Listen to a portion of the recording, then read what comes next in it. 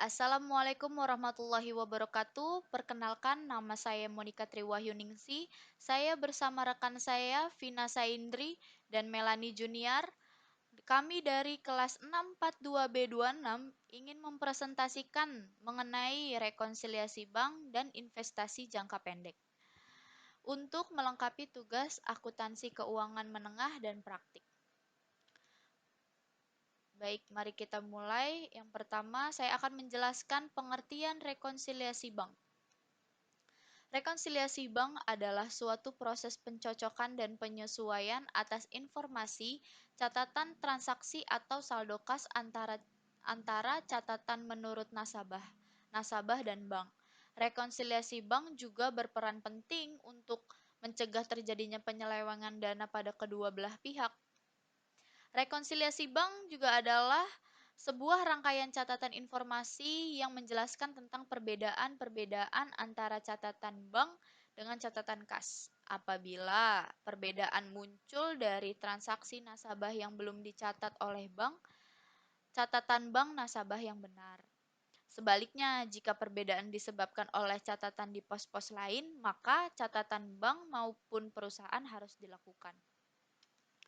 Kemudian selanjutnya, tujuan rekonsiliasi bank. Tujuan rekonsiliasi bank adalah untuk memeriksa kebenaran pencatatan yang terdapat dalam rekening kas dan catatan bank, serta untuk mengetahui penerimaan atau pengeluaran yang telah terjadi di bank tetapi belum dicatat oleh perusahaan. Selanjutnya ada faktor-faktor penyebab pada saldo bank. Yang pertama, elemen-elemen yang oleh perusahaan sudah dicatat sebagai penerimaan uang tetapi belum dicatat oleh bank atau biasa disebut dengan deposit in transit.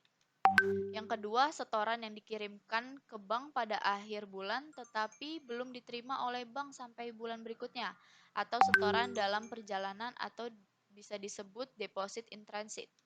Yang ketiga, setoran yang diterima oleh bank pada akhir bulan tetapi dilaporkan sebagai setoran bulan berikutnya karena laporan bank sudah terlanjur dibuat, atau setoran dalam perjalanan atau bisa disebut dengan deposit in transit. Yang keempat, no sufficient atau dana tidak mencukupi. Yang terakhir, uang tunai yang tidak disetorkan ke bank atau cash on hand. Selanjutnya ada faktor-faktor penyebab pada saldo perusahaan.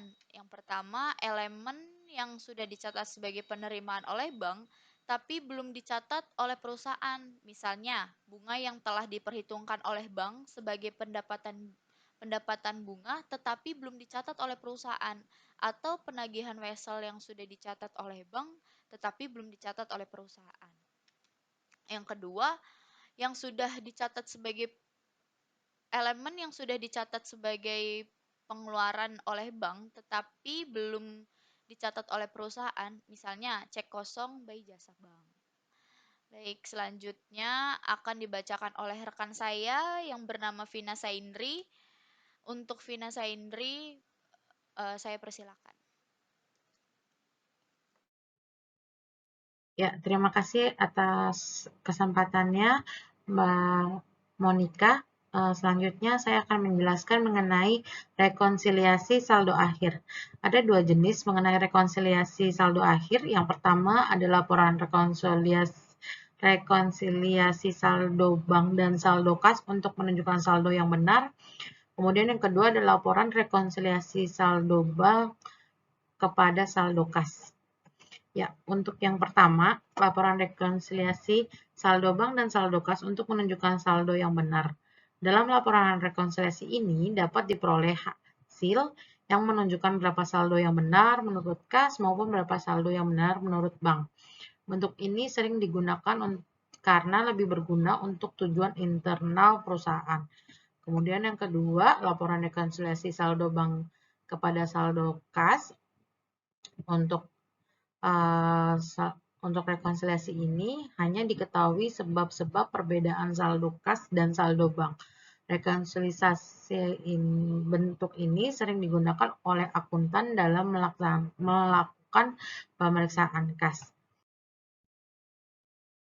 Selanjutnya, bentuk-bentuk rekonsiliasi bank. Nah, ada beberapa bentuk rekonsiliasi bank. Yang pertama bentuknya vertikal atau report form. Yang kedua ada bentuknya rekonsiliasi bank kontro atau account form. Jadi untuk bank report ini bentuknya ke bawah gini untuk saldo kas perusahaan, kemudian di bawahnya saldo kas menurut bank. Dan untuk penambahannya ada ini, ada ini, ada ini. Dan ini biasanya penyetoran dicatat terlalu kecil atau terlalu besar. Ini biasanya selisih antara saldo menurut perusahaan dengan saldo menurut bank. Jadi selisihnya akan dimasukkan ke dalam saldo kas menurut pembukuan perusahaan. Nah, kemudian bentuknya vertikal seperti ini. Nanti biasanya bank itu akan menunjukkan nih laporan-laporannya, terus perusahaan menunjukkan laporannya, kemudian dilihat nih perbedaannya, apa sih yang beda, kenapa saldonya bisa beda. Nah, nanti akan dicek atau direkonsiliasi dalam bentuk report seperti ini. Nah, untuk yang kedua ada yang namanya rekonsiliasi bank kontro. Jadi kalau yang pertama bentuknya atas sama bawah, yang kedua ini ada kanan sama kiri. Nah, untuk rekonsiliasi ini untuk caranya sama, ininya sama, hanya perbedaannya antara kiri sama kanan aja. Tapi untuk jumlahnya biasanya dia juga sama. Jadi dicek lagi. Selanjutnya saya akan bahas tentang bentuk rekonsiliasi bank 8 kolom. Jadi ini adalah bentuk rekonsiliasi bank 8 kolom. Masih sama seperti yang tadi. Ada PT-nya, ada judulnya, ada pertanggalnya. Nah, untuk 8 kolom ini kenapa disebut 8 kolom? Karena di sisi kolomnya ada 1, 2, 3, 4, 5, 6, 7, 8. Jadi totalnya ada 8 kolom. Yang membedakan adalah dari per bulannya ini ya. Kalau yang tadi itu kan per tanggal transaksi ada. Nah, kalau ini per bulan. Jadi untuk saldo dari 31 Juli, ini untuk penerimaan Agustus 2010, ini pengeluaran, ini saldonya. Jadi saldo antara saldo bulan Juli sampai bulan Agustus, ini kerekap semua. Dan untuk rekonsiliasinya, ini ada saldo sebelum rekonsiliasi, setoran, cek, pendapatan, bunga, dan segala macam ini keterangannya. Biasanya di sini dia jumlahnya sama. Di sini jumlahnya sama. Dan untuk bentuk rekonsiliasi ini yang membedakan antara yang sebelumnya adalah ini selain 8 kolom, dia memanjang ke kanan. Gini. Dan untuk keterangannya dia ke bawah. Seperti ini. Ya. Untuk selanjutnya saya akan membahas mengenai investasi jangka pendek. Apa sih investasi jangka pendek? Investasi jangka pendek adalah jenis investasi yang jangka waktunya kurang dari 1 tahun. Nah, jadi untuk jenis investasi jangka pendek ini berlangsungnya kurang dari 1 tahun dan biasanya untuk investasi jangka pendek memiliki rentang waktu antara 3 hingga 12 bulan aja. Jadi untuk lebih dari 12 bulan itu termasuk investasi jangka panjang. Nah, untuk investasi jangka waktu pendek memiliki kelebihan yaitu kemudahan dalam mencairkan dana dan serta sifatnya bersifat lebih fleksibel. Ya, syarat-syarat surat berharga menjadi investasi jangka pendek. Ada beberapa syarat surat berharga yang bisa dijadikan sebagai investasi jangka pendek. Yang pertama adalah surat berharga harus dapat segera dijual kembali dengan harga yang berlaku pada tanggal penjualannya. Jadi ketika kita punya surat berharga, yang kita beli di bulan Mei. Terus penjualannya masih berlaku di bulan Agustus, maka surat-surat itu bisa masuk menjadi investasi jangka pendek. Terus yang kedua adalah penjualannya kembali dimaksudkan untuk memenuhi kebutuhan uang. Yang ketiga, kepemilikannya dimaksudkan tidak untuk menguasai perusahaan lain. Nah, berikut yang dapat saya sampaikan. Slide selanjutnya akan dibacakan oleh rekan saya, Melani. Waktu dan tempatnya saya persilahkan. Terima kasih. Selanjutnya ada macam-macam surat berharga. Yang pertama ada obligasi.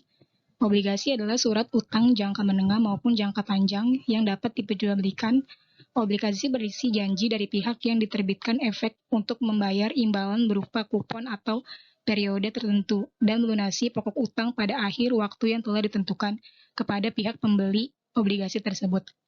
Yang kedua ada saham, yang juga disebut efek atau stok menjadi surat berharga yang menyatakan bukti kepemilikan sebuah perusahaan atau badan usaha. Saham juga dapat diartikan sebagai tanda penyertaan modal seseorang atau badan usaha sebagai pihak tertentu dalam perusahaan atau perseorangan terbatas. Selanjutnya ada macam-macam obligasi dan saham. Yang pertama adalah macam-macam obligasi. Obligasi pemerintah, yaitu obligasi dalam bentuk surat utang negara yang diterbitkan oleh pemerintah RI.